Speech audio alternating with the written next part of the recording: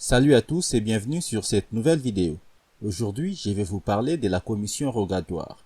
Mais avant cela, je vous demande de liker cette vidéo pour encourager la production des autres vidéos. Je publie au moins 2 vidéos par semaine le mercredi et le samedi. Pour ne plus louper nos prochaines publications, je vous demande de vous abonner et d'activer la cloche des notifications. En droit, une commission rogatoire est l'acte par lequel un juge charge un autre juge ou, dans certaines législations, une autorité de police d'instruire, de rechercher des preuves dans une affaire déterminée. Quand la délégation vise une autorité judiciaire ou des polices étrangères, il s'agit alors d'une commission rogatoire particulière, notamment la commission rogatoire internationale. Théoriquement, indifféremment utilisable en procédure civile ou pénale, c'est surtout à l'occasion de cette dernière qu'elle est utilisée. Alors c'est quoi une commission rogatoire internationale ?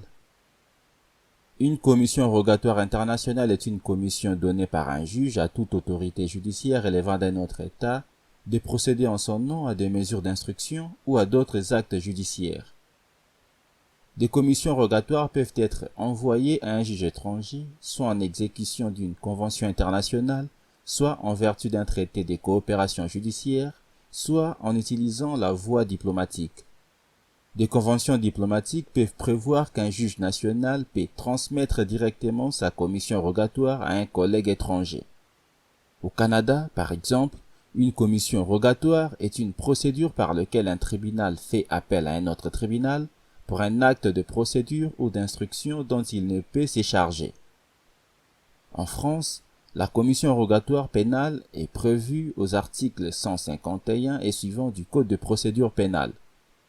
La commission rogatoire ne doit pas être confondue avec les mandats qui prescrit un acte unique spécifique. La commission rogatoire relève de la compétence du juge d'instruction. C'est un acte par lequel un magistrat de toute juridiction délègue ce pouvoir à un autre magistrat de son tribunal ou autre juge d'instruction en France ou un officier de police judiciaire pour qu'il exécute à sa place un acte d'instruction lorsque lui-même est dans l'impossibilité de procéder à ces actes. La commission rogatoire doit respecter des conditions de forme et des conditions de fond. Commençons par la forme de la commission rogatoire. La délégation de pouvoir ne peut jamais être générale. Elle doit contenir les actes autorisés pour de faits déterminés. Elle est écrite et doit comporter le nom du magistrat, le siège du tribunal, le numéro d'instruction, ainsi que l'identité de parties et leur statut. Elle doit préciser la nature des infractions et les actes requis. Elle doit être datée, signée du magistrat avec son sceau. Parlons maintenant du fond de la commission rogatoire. Le juge peut ordonner une commission rogatoire pour un interrogatoire, pour une confrontation, pour une audition, pour une perquisition. Juste une petite parenthèse, si vous souhaitez approfondir sur la perquisition, je vous demande de regarder notre vidéo sur ces sujets en cliquant ici. Je ferme la parenthèse. Vous devez savoir que le juge peut également ordonner une commission rogatoire pour tous les actes utiles à la manifestation de la vérité décidés par le magistrat. Le placement sous le régime de la mise en examen par un autre juge d'instruction, si elle n'était pas témoin assisté.